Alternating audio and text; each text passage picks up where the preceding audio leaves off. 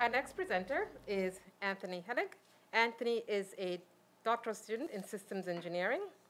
Anthony's presentation is entitled The Complexities of Measuring Complexity. Anthony? So we live in a world that is constantly described as the most complex. Has any of you heard of that recently?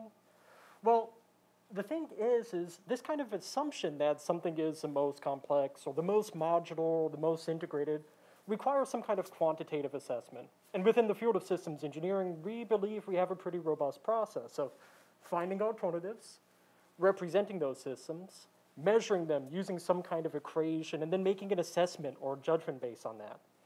But my work has found out that this isn't exactly the case. Let's take it back from the James Webb Space Telescope, something really complex to something different, making dinner, right? When you set out there to make dinner every single night, you think about, well, what ingredients do I have? What recipes do I have on hand? You make a model of the steps you need to make that meal, and you use that to assess how complex the meal might be, or how long it might take you to make that.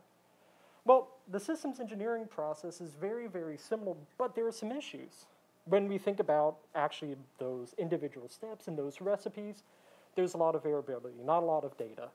When we talk about representing and measuring systems, there's even more variability there. And so if we can't make reliable measurements, how can we possibly manage the development of complex engineered systems?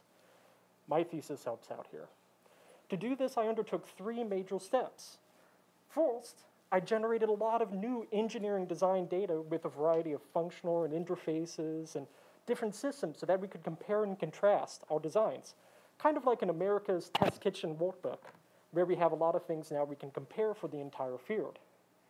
2, I demonstrated to the field for the first time that the way that we represent systems, kind of maybe how we write down the recipe or we think about all the ingredients, can have a major impact on the insights that we find when measuring things like modularity or complexity.